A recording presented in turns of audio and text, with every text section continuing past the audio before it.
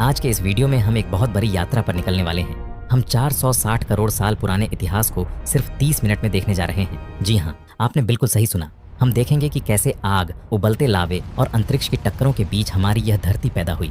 इसके बाद हम उस दौर में चलेंगे जहाँ डायनासोरों का राज था और फिर देखेंगे उनका वो डरावना अंत। कहानी यहाँ खत्म नहीं होगी। हम जानेंगे कि कैसे छोटे छोटे जीवों से इंसान के पूर्वज बने और कैसे अफ्रीका से निकलकर हम पूरी दुनिया में फैल गए। और वीडियो के आखिर में हम चलेंगे सिंधु घाटी की उन गलियों में जिनका रहस्य आज भी एक पहेली बना हुआ है। अगर आपको ऐसी रिसर्च वाली डॉक्यूमेंट्रीज देखना पसंद है तो हमारे चैनल को सब्सक्राइब जरूर करें, क्योंकि ऐसी वीडियो बनाने में हमें बहुत मेहनत और वक्त लगता है। अब जरा सोचिए 150 करोड़ साल पहले की उस धरती के बारे में जहाँ चारों तरफ सन्नाटा था, न कोई पैर, न जानवर और न ही कोई इंसान। आज की सुंदर धरती तब एक जलते हुए गोले जैसी थी। हर जगह ज्वालामुखी फट रहे थे, लाल लावा नदियों की तरह बह रहा था और आसमान में सिर्फ धुआं और राख थी। बारिश का तो नामो निशान नहीं था, बस आग और तूफानों का राज था। फिर लाखों सालों तक एक ऐसी बारिश हुई जिसने इस तपती हुई जमीन को ठंडा किया। इतनी बारिश हुई कि बड़े बड़े महासागर बन गए। लेकिन तब भी यहाँ सांस लेना मुमकिन नहीं था, क्योंकि हवा में सिर्फ जहरीली गैसें थीं, ऑक्सीजन बिल्कुल नहीं थी। लेकिन तभी इन्हीं समंदरों की गहराई में एक करिश्मा हुआ। जीवन की पहली शुरुआत हुई। पानी में छोटे छोटे सूक्ष्म जीव पनपने लगे। दो इन्हीं छोटे जीवों में से कुछ ऐसे थे जो धीरे धीरे ऑक्सीजन बनाने लगे, और यही वो मोडडा था जिसने धरती का चेहरा बदल दिया। हवा साफ होने लगी, पेडीढ़ा पौधे उगने लगे, घने जंगल बने और दुनिया रहने लायक होने लगी। और फिर लाखों साल बाद वो समय आया जब धरती पर उन विशाल जीवों ने कदम रखा जिन्हें हम डायनासोर कहते हैं। आज से करीब 23 करोड़ साल पहले यानी ट्रायसिक काल में पहले डायनासोर दिखाई दिए। आपको जानकर हैरानी होगी कि शुरुआत में ये बहुत छोटे थे, इतने छोटे कि शायद एक लोमड़ी जितने। ये बहुत फुर्तीले थे और तेजी से भागकर अपना शिकार करते थे। लेकिन प्रकृति ने धीरे धीरे अपना खेल दिखाया। लाखों सालों के सफर में डायनासोरों का आकार, उनकी ताकत और उनकी बनावट बदलने लगी। कुछ डायनासोर पूरी तरह शाकाहारी बन गए और ऊंचे पेड़ों से पेट भरने के लिए विशालकाय शरीर पा लिया। वहीं कुछ ऐसे खतरनाक शिकारी बने जिनके पास नुकीले पंजे और आरी जैसे तेज दांत थे। जैसे जैसे समय बीता, डायनासोरों का साम्राज्य पूरी धरती पर फैल गया। घने जंगलों से लेकर ऊंचे पहाड़ों तक हर तरफ बस इन्हीं का राज था। उन्हें फलने फूलने के लिए जो कुछ भी चाहिए था, भरपूर भोजन, खुली जगह और ताकत, कुदरत ने उन्हें सब कुछ दिया। लेकिन दोस्तों, कहानी में अब एक बहुत बड़ा मोड़ आने वाला था। धीरे धीरे डायनासोर धरती के बेताज बादशाह बन गए, ठीक वैसे ही जैसे आज इंसान है। पर याद रखिए, यह तो बस ट्रेलर था, क्योंकि आगे आने वाले समय में इन जीवों का आकार इतना बड़ा और इनकी दुनिया इतनी रहस्यमयी होने वाली थी जिसकी किसी ने कल्पना भी नहीं की थी। धरती अब एक बड़े बदलाव की ओर चल रही थी। वक्त बीतने के साथ वे छोटे छोटे डायनासोर अब धीरे धीरे पहाड़ों जैसे विशाल होने लगे थे। जंगलों के पैर ऊंचाइयां छू रहे थे तो डायनासोरों का कद भी आसमान से बातें करने लगा था। यह असल में विशालता का युग था। जुरासिक काल के दौरान कुछ डायनासोरों ने तो आकार के सारे रिकॉर्ड ही तोड़ दिए। इन्हीं में एक मशहूर नाम था ब्रैकियोसॉरस, करीब 85 फीट लंबा और 40 टन से भी ज्यादा वजन। सोचिए, यह जीव किसी चलते फिरते महल जैसा दिखाई देता होगा। लेकिन कहानी अभी बाकी है। जब लगा कि ब्रैकियोसॉरस ही सबसे बड़ा है, तभी सामने आया टाइटेनोसॉरस। यह इतना विशाल था कि अगर यह किसी मैदान पर लेट जाए तो पूरा का पूरा फुटबॉल ग्राउंड इसके शरीर के नीचे छिप जाए। इन जीवों की गर्दन इतनी लंबी होती थी कि ये ऊंचे से ऊंचे पैरों की फुनगी से भी पत्ते तोड़ लेते थे, बिल्कुल वैसे ही जैसे आज के समय में कोई 10 मंजिल ऊंची इमारत की खिड़की से फल तोड़ रहा हो। इनका इतना बड़ा शरीर कोई इत्तेफाक नहीं था, बल्कि ये खुद को शिकारियों से बचाने और ऊंचे पैरों से पेट भरने का एक खास तरीका था। जरा कल्पना कीजिए, एक शांत जंगल है और दूर से टाइटेनोसॉरस के कदमों की गूंज सुनाई दे रही है। ऐसा लगता था जैसे खुद धरती धड़क रही हो। उनके एक कदम से पैर कांप जाते थे और जमीन से धूल का गुब्बार उठता था। यह उन शक्तिशाली जीवों का सुनहरा दौर था। लेकिन दोस्तों, हर सुनहरे दौर का अंत भी होता है। करीब 6.5 करोड़ साल पहले अंतरिक्ष के सन्नाटे को चीरते हुए एक बिन बुलाया मेहमान धरती की तरफ बहुत तेजी से बढ़ रहा था। यह एक विशाल एस्टेरॉयड उल्कापिंड था जो करीब 10 से 15 किलोमीटर चौड़ा था, और यह धरती की किस्मत हमेशा के लिए बदलने वाला था। वह एस्टेरॉयड कोई मामूली पत्थर नहीं था। उसकी रफ्तार थी करीब 70,000 किलोमीटर प्रति घंटा थी। इतनी तेज कि अगर आप आसमान में उसे देख पाते तो पलक झपकते ही सब कुछ खत्म हो जाता। और फिर हुआ एक जोरदार धमाका। मेक्सिको के तट पर वह एस्टेरॉयड धरती से टकराया। टकराते ही हजारों किलोमीटर के दायरे में जो कुछ भी था वह एक झटके में जलकर राख हो गया। पूरी धरती कांप उठी। समंदर में हजारों फीट ऊंची लहरें उठी, ऐसी सुनामी जिसे कोई नहीं रोक सकता था। जंगल, पहाड़, नदियां सब तबाह हो गए। जिन मैदानों में डायनासोर मजे से घूमते थे, जहां उनके छोटे छोटे बच्चे खेलते थे, वो पूरी दुनिया अब आग का गोला बन चुकी थी। जो डायनासोर कल तक इस धरती के राजा थे, आज वो बेबस होकर रहे थे। कुछ तो धमाके के साथ ही खत्म हो गए, और जो दूर होने की वजह से बच गए उन्हें आने वाले वक्त ने मार डाला। चारों तरफ अंधेरा छा गया। भूख और कड़ाके की ठंड ने उन्हें घेर लिया। पैरों से पत्तियां झड़ गईं, फूल सूख गए और आसमान में महीनों तक धुआं और राख जमी रही। सूरज की रोशनी धरती तक पहुंचना बंद हो गई। पूरी दुनिया में ऐसा सन्नाटा छा गया जैसे जिंदगी ने हार मान ली हो। इतिहास में इसे सबसे भयानक विनाश माना जाता है। वैज्ञानिक कहते हैं कि उस दिन धरती ने अपना सबसे दुखद समय देखा था। वो डायनासोर जिन्होंने लाखों सालों तक हुकूमत की, आखिर में अंतरिक्ष से आए एक पत्थर के सामने बेबस हो गए। लेकिन दोस्तों, डायनासोरों का यह अंत कहानी का खात्मा नहीं था। यहाँ एक बहुत बड़ा ट्विस्ट आता है। जब महीनों बाद वो राख और अंधेरा छटा तो धरती ने एक बार फिर चैन की सांस ली। अब दुनिया पूरी तरह बदल चुकी थी। चारों तरफ शांति थी, ठंड थी और सबसे बड़ी बात, अब वो विशाल और खतरनाक शिकारी गायब हो चुके थे। कुदरत का मंच अब खाली था और एक नया दौर शुरू होने वाला था। और दोस्तों, यहीं से शुरुआत हुई स्तनधारियों के युग की। डायनासोरों के डर से जो छोटे छोटे चूहे जैसे जीव अब तक छिपे रहते थे, अब वे बाहर आने लगे। धीरे धीरे मौसम सुधरा, ठंड कम हुई और धरती एक बार फिर हरियाली से भर गई। इस बदलते माहौल ने इन नए जीवों को फलने फूलने का मौका दिया। कोई पैरों पर रहने लगा तो कोई जमीन पर रफ्तार भरने लगा। भोजन की तलाश में इनका शरीर और दिमाग दोनों बड़े होने लगे। इसी दौरान अफ्रीका के घने जंगलों में प्राइमेट्स नजर आए। ये वही जीव थे जो आगे चलकर बंदर, गोरिल्ला और हम इंसानों के पूर्वज बने। आज से करीब 2.5 करोड़ साल पहले अफ्रीका का भूगोल बदलने लगा। पहाड़ ऊंचे होने लगे और मौसम में ठंडक बढ़ गई। इसका नतीजा यह हुआ कि घने जंगल कम होने लगे और दूर दूर तक फैले घास के मैदान बनने लगे। अब जो जीव पैरों पर रहते थे, उन्हें खाने की तलाश में नीचे उतरना पड़ा और यहीं से शुरू हुआ एक क्रांतिकारी बदलाव।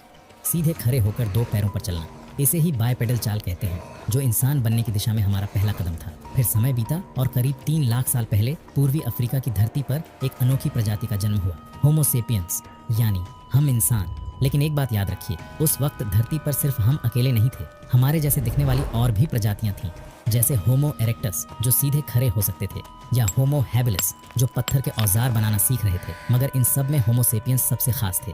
क्यों? क्योंकि उनका दिमाग, हमारा मस्तिष्क बाकी प्रजातियों से बहुत बड़ा और तेज था। हम सिर्फ देख नहीं सकते थे, बल्कि कल्पना कर सकते थे, सोच सकते थे और योजना बना सकते थे। हमारे शरीर शिकार के लिए एकदम फिट थे। तेज दौड़ना, गर्मी बर्दाश्त करना और हाथों से मजबूत पकड़ बनाना। हमारी आंखें इतनी तेज थीं कि हम झाड़ियों में छिपे खतरे को पल भर में पहचान लेते थे। यहीं से इंसान ने प्रकृति के साथ अपना वो खेल शुरू किया जो उसे पूरी दुनिया का मालिक बनाने वाला था। उन शुरुआती दिनों में होमो सेपियंस का कोई ठिकाना नहीं था। वे घने जंगलों में रहते और रात गुजारने के लिए गुफाओं का सहारा लेते थे। उनका कोई पक्का घर नहीं था, बस दिन भर खाने की तलाश करना और रात को आग के पास बैठकर जंगली जानवरों और ठंड से खुद को बचाना, यही उनकी जिंदगी थी। वे अकेले नहीं रहते थे, बल्कि 10-20 लोगों के छोटे छोटे झुंडों में रहते थे। ये झुंड एक परिवार की तरह होते थे, जो साथ में चलते, साथ में खाते और दुश्मनों से साथ मिलकर लड़ते थे। झुंड के हर सदस्य का काम बंटा हुआ था। कोई शिकार की ताक में रहता, कोई खाने लायक फल और जड्ढे इकट्ठा करता, तो कोई बच्चों की देखभाल करता। जरा सोचिए, उस वक्त न कोई भाषा थी, न कोई धर्म और न ही कोई कानून, न कोई राजा था और न ही कोई भगवान। बस 3 चीजें थीं, भूख, मौत का डर और हर हाल में जिंदा रहने की जिद। इसी जिद ने उन्हें नए रास्ते दिखाए। उन्होंने पत्थरों को घिसकर हथियार बनाना सीखा, लकड़ियों से नुकीले भाले तैयार किए और बड्ढे जानवरों को मात देने की तरकीबें सोची। यह एक ऐसी यात्रा की शुरुआत थी जो उन्हें अफ्रीका से बाहर निकालकर पूरी दुनिया का मालिक बनाने वाली थी। उस समय इंसान पूरी तरह शिकारी था। पेट भरने के सिर्फ 2 ही रास्ते थे, या तो शिकार करो या फिर जंगल से कुछ खाने लायक ढूंढ कर लाओ। सूरज निकलते ही बस एक ही फिक्र होती कि आज खाने में क्या मिलेगा। कोई ग्रुप हिरणों के पीछे दौड़ता तो कोई झाड़ियों में कंदमूल और जंगली फलों की तलाश करता। शिकार करना कोई खेल नहीं था। जंगली जानवर बहुत फुर्तीले और खतरनाक होते थे। ऊपर से घना जंगल और हर कदम पर जान जाने का खतरा। कई बार तो ऐसा होता कि 3-3 दिनों तक कुछ हाथ नहीं लगता और प्यास बुझाकर ही गुजारा करना पड़ता। महिलाएं और बच्चे अक्सर जरें और फल बटोरते थे, जबकि पुरुष पत्थर के औजारों और फंदों की मदद से शिकार करने की कोशिश करते थे। जंगल का एक कड़ा नियम था, अकेला इंसान यानी मौत। ये लोग अच्छी तरह जानते थे कि अगर जिंदा रहना है तो साथ रहना ही होगा। उनके लिए भोजन जुटाना सिर्फ पेट भरना नहीं था, बल्कि हर दिन मौत को मात देने जैसा था। इसी मुश्किल जीवन ने उन्हें बहुत कुछ सिखाया। उन्होंने गौर से देखना, ध्यान से सुनना और बारीकियों को समझना शुरू किया। उन्हें पता चल गया कि कौन सा जानवर किस रास्ते से आता है, किस जहरीले पौधे को हाथ नहीं लगाना है और कौन सी गुफा सुरक्षित है। भले ही यह जिंदगी खतरनाक थी, लेकिन इसमें एक सुकून भी था। जब दिन भर की भाग दौड़ के बाद रात होती तो सब आग के चारों ओर इकट्ठा होते। कोई खाना तैयार करता तो कोई बुजुर्ग बच्चों को पुरानी बातें बताता, कोई तारों भरा आसमान देखकर आने वाले मौसम का अंदाजा लगाता। धीरे धीरे ये शिकारी सिर्फ जानवरों का पीछा नहीं कर रहे थे, बल्कि वे अनुभवों और ज्ञान को बटोर रहे थे। जंगल अब उनके लिए सिर्फ एक डरावनी जगह नहीं, बल्कि एक स्कूल बन चुका था। हर ऊंचा पैर, हर छोटा पत्थर और हर जानवर उन्हें कुछ न कुछ नया सिखा रहा था। यही वो समझ थी जो उन्हें एक दिन दुनिया का सबसे बुद्धिमान जीव बनाने वाली थी। फिर आया वो समय जिसे वैज्ञानिक कॉग्निटिव रिवॉल्यूशन कहते हैं, यानी सोचने की शक्ति का एक बड़ा धमाका। अब इंसान का दिमाग सिर्फ वही नहीं देखता था जो सामने है, बल्कि वह उन चीजों के बारे में भी सोच सकता था जो मौजूद ही नहीं थी। वह आने वाले कल की योजना बना सकता था, कल्पनाएं कर सकता था और सबसे बड़ी बात, वह अपनी बात दूसरों तक पहुंचा सकता था। यहीं से भाषा का जन्म हुआ। अब इंसान सिर्फ डर के मारे चिल्लाता नहीं था, बल्कि वह इशारों और शब्दों में पूरी बात समझा सकता था। भाषा के आने से सब कुछ बदल गया। अब अगर किसी ने झाड़ी में शेर को देखा तो वह सिर्फ शोर नहीं मचाता था, बल्कि साफ साफ बता सकता था, सावधान, उस झाड़ी के पीछे एक बड़ा शेर छिपा है, अभी उधर मत जाना। लेकिन ये भाषा सिर्फ खतरों के लिए नहीं थी, बल्कि ये दिल की बात कहने का जरिया बन गई। डर, मोहब्बत, गुस्सा और अपने सपने, इंसान अब इन सबको शब्दों में पिरोने लगा था। यहीं से एक और कमाल की शुरुआत हुई, कहानियों की। इंसान अब सिर्फ सच नहीं बल्कि कल्पनाएं भी करने लगा। चांद पर कोई जादुई शक्ति रहती है, हमारे पूर्वजों की आत्मा आग में बसी है, या पैर काटोगे तो इंद्रदेव नाराज हो जाएंगे। सुनने में ये शायद काल्पनिक लगे, लेकिन यही वो कहानियां थीं जिन्होंने हजारों अनजान लोगों को एक साथ जोड़ दिया। बाकी जानवर कभी 50 से 60 से बड़ा ग्रुप नहीं बना पाए, क्योंकि वे एक दूसरे को जानते नहीं थे। पर हम इंसानों ने कमाल कर दिया। हमने एक कहानी पर भरोसा किया और हजारों लाखों लोग एक साथ जुड़ गए। ठीक वैसे ही जैसे आज हम एक झंडे के सम्मान में खड़े होते हैं या एक भगवान की इबादत करते हैं। यह सब उसी सोचने की क्रांति का नतीजा था। इसी दौरान इंसान के अंदर का कलाकार भी जागा। गुफाओं की अंधेरी दीवारों पर पहली बार चित्र बने, कहीं शिकार के मंजर तो कहीं रहस्यमयी आकृतियां। शायद ये उनके डर थे, उनके सपने थे, या फिर ईश्वर में उनकी पहली आस्था। पर एक बात तो साफ थी, अब इंसान सिर्फ पेट भरने वाला जीव नहीं रहा था। वह सोच रहा था, यादें बना रहा था और दुनिया को समझ रहा था। जब हमने भाषा के दम पर एक दूसरे का हाथ थाम लिया तो इतिहास की रफ्तार बदल गई। यह कोई मामूली बदलाव नहीं था दोस्तों, यहीं से हमने जानवरों की दुनिया को पीछे छोड़ दिया। अब इंसान उस सफर पर निकल चुका था जहां वह खुद अपना भाग्य लिखेगा, जहां वह राजा बनेगा और देवताओं को पूजेगा। अब इंसान सिर्फ अपना नहीं बल्कि पूरी पृथ्वी का भाग्य लिखने वाला था। जब उसने आगे कदम बढ़ाया तो वो सिर्फ नई जमीन नहीं खोज रहा था, बल्कि अपना भविष्य गढ़ रहा था। करीब 600 से 700 साल पहले। यहाँ आप लाखों साल या हजारों साल के संदर्भ में बदलाव कर सकते हैं। होमो सेपियंस ने पूर्वी अफ्रीका को छोड़ कर बाहर की दुनिया देखने का फैसला किया। पर उन्होंने ऐसा क्यों किया? शायद मौसम बदल रहा था, या शायद शिकार की कमी होने लगी थी, या फिर हो सकता है कि इंसान के मन में वो सवाल जाग गया हो जो आज भी हमें बेचैन करता है कि इस पहाड़ के उस पार आखिर क्या है। वे सबसे पहले मध्य पूर्व 3 पहुंचे और फिर वहां से धीरे धीरे एशिया, यूरोप और ऑस्ट्रेलिया तक फैल गए। लेकिन दोस्तों, ये सफर इतना आसान नहीं था। दुनिया का मैदान खाली नहीं था। वहाँ पहले से ही इंसानों की दूसरी प्रजातियां मौजूद थीं। यूरोप में ताकतवर निएंडरथॉल्स थे और एशिया में डेनिसोवांस का राज था। लेकिन एक बात तो तय थी, होमो सेपियंस भले ही शरीर से सबसे ज्यादा ताकतवर न हो, पर वे सबसे ज्यादा संगठित और चालाक थे। उनका दिमाग बिजली की तरह तेज चलता था। उन्होंने साथ मिलकर शिकार की योजनाएं बनाई, आग का इस्तेमाल करना सीखा और ऐसी जगहों पर भी अपनी बस्तियां बसा लीं जहां पहले कोई टिक भी नहीं सका था। इंसान रुकने वाला नहीं था। उसने उफनती नदियां पार की, ऊंचे पहाड़ लांघे और तपते रेगिस्तानों को मात दी। 50,000 साल पहले वे ऑस्ट्रेलिया पहुंचे, 40,000 साल पहले यूरोप और करीब 15,000 साल पहले वे अमेरिका की धरती तक पहुंच गए। जरा सोचिए, एक छोटा सा जीव जो कभी अफ्रीका के जंगलों में छिपकर अपनी जान बचाता था, अब वो पूरी दुनिया का शहंशाह बन चुका था। यही वो समय था जब इंसान ने सिर्फ जिंदा रहना ही नहीं बल्कि अपनी संस्कृति बनाना और नई नई जगहें बसाना शुरू किया। लेकिन दोस्तों, इस बड़ी जीत की एक बहुत भारी कीमत भी चुकानी पड़ी। इंसान जहाँ जहाँ गया वहाँ के विशालकाय जीव और सैकड़ों तरह के जानवर हमेशा के लिए खत्म होने लगे। आज भी ये बहस चलती है कि इंसान का दुनिया भर में फैलना तरक्की थी या फिर विनाश। लेकिन अब होमो सेपियंस किसी एक जगह के कैदी नहीं रहे थे। वे अफ्रीका की सरहदें लांघकर दुनिया के चप्पे चप्पे में अपनी मौजूदगी दर्ज करा चुके थे। पर अब सबसे बड़ा सवाल खड़ा था, क्या ये इंसान अलग अलग इलाकों की खतरनाक और जानलेवा परिस्थितियों को झेल पाएगा? जवाब था हाँ, और ऐसा कारनामा आज तक किसी और जीव ने नहीं कर दिखाया था। जब ये लोग यूरोप पहुंचे तो वहां का सामना बर्फीली और कंपकंपा देने वाली हवाओं से हुआ। तापमान -20 डिग्री तक गिर जाता था और रातें खत्म होने का नाम नहीं लेती थीं। जहां दूसरे जानवर ऐसी सर्दी में दम तोड़ देते थे, वहीं इंसान ने अपना दिमाग चलाया। उसने शिकार किए हुए जानवरों की खाल पहनना शुरू किया, आग को अपने पास रखा और गुफाओं की दीवार को अपना ढाल बना लिया। उसने समझ लिया था कि सिर्फ ताकत से नहीं बल्कि हालात के हिसाब से खुद को बदलने से ही जंग जीती जा सकती है। जब वह तपते हुए रेगिस्तान में पहुंचा, जहां न पीने को पानी था और न बैठने को छांव, तो उसने रेत के बीच से रास्ता निकाला। उसने कुएं खोदना सीखा और दिन की झुलसा देने वाली गर्मी से बचने के लिए रात के साए में सफर करना शुरू किया। पहाड़ों की चोटियों से लेकर अमेज़न के जंगलों तक इंसान ने हर जगह अपना निशान छोड़ा। सबसे कमाल की बात तो ये है कि ये सब उसने बिना किसी GPS, बिना नक्शे, बिना बिजली और बिना किसी आधुनिक दवा के कर दिखाया। ये थी इंसान की असली सुपर पावर, हर मुश्किल में खुद को ढाल लेना और हार न मानना। उसने अपना खाना बदला, रहने का तरीका बदला, लेकिन कभी ये नहीं कहा कि मुझसे नहीं होगा। और भाई, यही वजह है कि आज अगर आप किसी को बर्फीले आर्कटिक में देखते हैं और किसी को अफ्रीका के तपते रेगिस्तान में, तो इसमें हैरान होने वाली बात नहीं है। हम वो प्रजाति हैं जो हर माहौल में ढलना जानती है। बस दिल में जिंदा रहने की जिद होनी चाहिए। जब हमने कहानी शुरू की थी तब हमने देखा कि होमो सेपियंस अफ्रीका में पैदा हुए और फिर पूरी दुनिया में फैल गए। लेकिन जरा सोचिए, जब ये लोग अफ्रीका से बाहर निकले तो क्या इस पूरी धरती पर ये अकेले थे? बिल्कुल नहीं। रास्ते में इन्हें कई ऐसी प्रजातियां मिली जो बिल्कुल इंसानों जैसी दिखती थीं, लेकिन वो हमसे थोड़ी अलग थीं। इनमें सबसे मशहूर नाम थे निएंडरथॉल्स और डेनिसोवांस। ये दोनों प्रजातियां हमसे बहुत पहले से यूरोप और एशिया में रह रही थीं।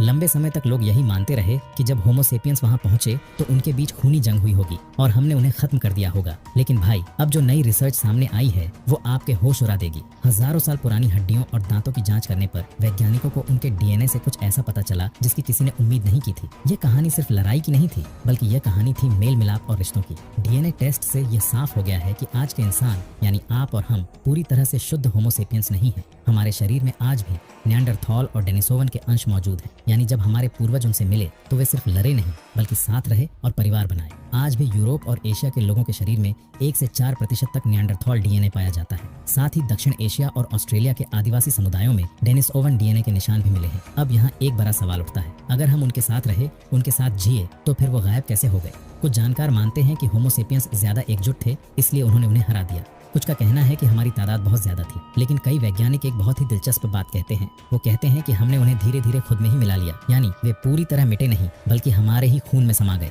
तो दोस्तों, अब तक आपने देखा कि कैसे इंसान अफ्रीका से निकलकर पूरी दुनिया में अपना घर बसा चुका था, लेकिन अब कहानी में आने वाला था एक ऐसा खतरनाक मुद्दा जिसने इंसान की हिम्मत का असली इम्तिहान लिया। आज से करीब 20,000 साल पहले धरती का रूप अचानक डरावना हो गया। तापमान इतनी तेजी से गिरा कि समंदर का पानी बर्फ बनने लगा और पूरी दुनिया पर एक सफेद चादर बिछ गई।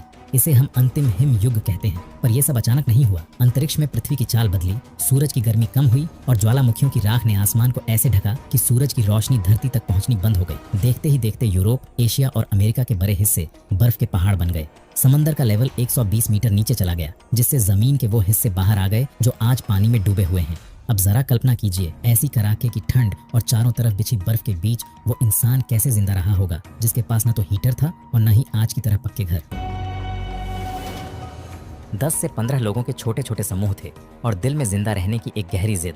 इंसान गुफाओं के अंदर दुबक कर रहता था, दिन भर जंगली जानवरों का शिकार करता और जर फल खोजता। उसके लिए हर नई सुबह देखना किसी जंग जीतने जैसा था। लेकिन भाई, इसी मुश्किल दौर ने इंसान को बहुत कुछ सिखाया। उसने कुदरत के इशारों को पढ़ना सीखा और धैर्य रखना सीखा। हजारों साल तक बर्फ की इस कैद में रहने के बाद आखिरकार धरती ने करवट बदली। आज से लगभग 11,000 साल पहले सूरज की किरणें थोड़ी तेज होने लगीं। अंतरिक्ष में पृथ्वी की चाल में कुछ ऐसे बदलाव हुए कि हवाओं का रुख बदल गया और फिर वो हुआ जिसका इंतजार सदियों से था। वो बर्फ जो हजारों सालों से पत्थर बनकर जमी थी, धीरे धीरे पिघलने लगी। पहाड़ों की जो चोटियां पहले सफेद चादर से ढकी थीं, अब उनके नीचे की भूरी मिट्टी दिखने लगी। ग्लेशियरों के पिघलने से नदियां और झीलें बनी, जिससे चारों तरफ जीवन के नए रास्ते खुल गए। इंसान जो अब तक शिकार के पीछे पागलों की तरह यहाँ वहाँ दौड़ता रहता था, अब पहली बार एक जगह रुककर सोचने लगा, क्या मैं हमेशा के लिए यहाँ ठहर सकता हूँ? अब उसके सामने लहलहाती घास थी, साफ पानी था और एक ऐसा मौसम था जो अब जानलेवा नहीं रहा। जानवर भी अब फिक्स रास्तों पर घूमते थे और पेड़ पौधे सही समय पर फल देने लगे थे। यहीं से एक ऐसी क्रांति की शुरुआत हुई जिसका नाम तब तो कोई नहीं जानता था, लेकिन आज हम उसे सभ्यता की नींव कहते हैं। इंसान को समझ आ गया कि अब उसे बर्फ की तरह यहाँ वहाँ बहने की जरूरत नहीं। वह अब अपना एक ठिकाना बना सकता है, बीज बो सकता है और जानवरों को अपना दोस्त बना सकता है। इंसान ने अपनी जिंदगी में पहली बार एक शब्द का मतलब गहराई से समझा, घर। जब खेतों में अनाज लहलहाने लगा और घरों के बाहर जानवर पाले जाने लगे तो इंसान की जिंदगी एकदम बदल गई। अब उसे सुबह से शाम तक बस खाने के पीछे भागने की जरूरत नहीं थी। अब उसके पास खाली वक्त था। और भाई, जब इंसान के पास खाली वक्त होता है तभी वह कुछ नया आविष्कार करता है। अब कुछ लोग खेती करते तो कुछ लोग शिकार पर जाते, लेकिन कुछ लोगों ने अपना दिमाग कारीगरी में लगाया। किसी ने गीली मिट्टी से बर्तन बनाए, किसी ने लकड़ी को तराश कर मजबूत हथियार तैयार किए, तो किसी ने सुंदर पत्थरों को चमकाकर गहने बना लिए। लेकिन असली धमाका तो तब हुआ जब एक दिन आग के ढेर में एक खास किस्म की चट्टान पिघली और उसमें से एक नई चीज बाहर आई, तांबा। ये धातु कमाल की थी, इसे कोई भी आकार दिया जा सकता था और ये पत्थर से कहीं ज्यादा मजबूत और टिकाऊ थी। इंसान ने पहली बार तांबे की कुल्हाड़ी, भाले और चाकू बनाए। यहीं से पत्थर का युग धीरे धीरे खत्म होने लगा। इसी दौर में इंसान ने सूती धागों से कपड़े बुनना भी सीख लिया। अब वह सिर्फ अपनी भूख नहीं मिटा रहा था, बल्कि अपनी संस्कृति और पहनावे को भी निखार रहा था। अब उसकी बस्तियां सिर्फ घास फूस की झोपड़ियां नहीं थीं, बल्कि एक संगठित समाज बन रही थी। काम का बंटवारा हो गया, कोई किसान बना, कोई लोहार तो कोई व्यापारी। जैसे जैसे इंसान आगे बढ़ा, उसे एक बात समझ आ गई कि पानी ही असली सोना है। उसे पता चल गया कि नदियों के पास की जमीन सबसे ज्यादा उपजाऊ है और वहीं रहकर सबसे अच्छी फसलें उगाई जा सकती हैं। इसी सोच के साथ इंसान ने नदियों के किनारे अपनी पहली बड़ी बस्तियां बसाईं। और दोस्तों, यहीं से जन्म हुआ इतिहास की उन महान नदी घाटी सभ्यताओं का, जिनका नाम आज भी गर्व से लिया जाता है। इंसान अब समझ चुका था कि असली तरक्की नदियों के किनारे ही होगी और यहीं से शुरू हुआ महान सभ्यताओं का दौर। सबसे पहले बात करते हैं मेसोपोटामिया की। आज का जो इराक है, वहाँ 2 बड़ी नदियां बहती थीं, दजला और फुरात। इनके बीच की उपजाऊ जमीन पर दुनिया के पहले शहर बसे, जैसे उर और बेबीलोन। यहाँ के लोग मिट्टी की ईंटों से शानदार घर और ऊंचे ऊंचे मंदिर बनाते थे, जिन्हें जिगुरत कहा जाता था। कमाल की बात तो ये है कि इन्होंने ही सबसे पहले लिखना शुरू किया। इन्होंने व्यापार का हिसाब रखने और अपने देवताओं की कहानियां लिखने के लिए एक खास लिपि बनाई। यहाँ तक कि दुनिया का पहला लिखित कानून भी इसी धरती पर तैयार हुआ। अब चलते हैं दूसरी महान सभ्यता की ओर, सिंधु घाटी सभ्यता। मेसोपोटामिया से हजारों किलोमीटर दूर हमारे भारत और पाकिस्तान के इलाकों में सिंधु नदी के किनारे एक ऐसी दुनिया बसी जो आज भी वैज्ञानिकों को हैरान कर देती है। यहाँ के लोग कमाल के इंजीनियर थे। हड़प्पा और मोहनजोदड़ो जैसे शहरों को देखिए, वहाँ सड़कें एकदम सीधी थीं, घरों में अपने कुएं और पक्के बाथरूम थे। सबसे हैरान करने वाली बात तो ये है कि उस जमाने में भी उनके पास जमीन के नीचे नालियों का सिस्टम था। लेकिन एक बात और है जो बहुत अजीब है, इतने बड़े शहरों में हमें न तो किसी राजा के सबूत मिले, न ही कोई बड़ा हथियार या युद्ध की निशानी। ऐसा लगता है जैसे ये लोग बहुत ही शांत थे और बस अपने व्यापार और कला में मस्त रहते थे। धीरे धीरे ये दोनों दूर दराज की सभ्यताएं आपस में जुड़ने लगी। सिंधु घाटी की मोहरें मेसोपोटामिया में मिलने लगी, जिसका मतलब था कि इंसान अब मीलों लंबा सफर तय करके व्यापार करना सीख गया था। इंसान अब सिर्फ जी नहीं रहा था, बल्कि वह अपने विचार और अपनी संस्कृति को पूरी दुनिया में फैला रहा था। इंसान अब सिर्फ अपनी जान बचाने वाला जीव नहीं रहा था, बल्कि वह खुद इतिहास लिख रहा था। जैसे जैसे छोटे छोटे गांव बड़े शहरों में बदलने लगे, काम बढ़ने लगा और भीड़ बढ़ने लगी। अब लोगों को महसूस हुआ कि उन्हें एक लीडर की जरूरत है, कोई ऐसा जो फैसला कर सके कि कौन खेती करेगा, कौन व्यापार संभालेगा और कौन दुश्मनों से रक्षा करेगा। यहीं से समाज में ऊंच नीच और वर्गों की शुरुआत हुई। अब सब बराबर नहीं रहे, बल्कि काम के हिसाब से सबकी अपनी जगह तय हो गई। अन्न उगाने वाले किसान बने, औजार बनाने वाले शिल्पकार और सामान को दूर दूर तक ले जाने वाले व्यापारी। सुरक्षा के लिए सैनिक बने और इन सबके ऊपर आए राजा और पुरोहित। राजा सिर्फ वो नहीं था जिसके पास ताकत थी, बल्कि उसे ईश्वर का भेजा हुआ दूत माना जाने लगा। उसका सिंहासन सिर्फ एक कुर्सी नहीं, बल्कि पूरी व्यवस्था की धुरी बन गया। मेसोपोटामिया में राजा खुद को भगवान का बेटा कहता था, तो मिस्र, इजिप्ट में तो राजा को ही भगवान मान लिया गया। सिंधु घाटी की बात थोड़ी अलग थी। वहाँ कोई एक राजा तो नहीं दिखा, पर उन शानदार शहरों को देखकर लगता है कि कोई न कोई तो था जो इतने सख्त नियम और योजनाएं बनाता था। यहीं से टैक्स, कर, फौज, कानून और बड़े बड़े महलों का दौर शुरू हुआ। समाज अब एक ऐसा ढांचा बन चुका था जहाँ हर किसी का काम तय था। लेकिन याद रखिए, राजा सिर्फ तलवार के दम पर राज नहीं करता था, बल्कि आस्था और कहानियों के दम पर राज करता था। जब इंसान ने ईश्वर की कल्पना की तो उसी के नाम पर उसने सत्ता और नियमों को भी स्वीकार कर लिया। तो दोस्तों, 460 करोड़ साल का यह सफर जलते हुए लावे से शुरू होकर आज के इस संगठित समाज तक पहुंच गया है। आज की हमारी यह वीडियो यहीं खत्म होती है। अगर आप इस सफर के आखिरी हिस्से तक मेरे साथ आए हैं तो कमेंट में अपना नाम जरूर लिखें। जानकर बहुत अच्छा लगेगा कि इस अद्भुत यात्रा में हमारे साथ कौन कौन अंत तक जुड़ा रहा।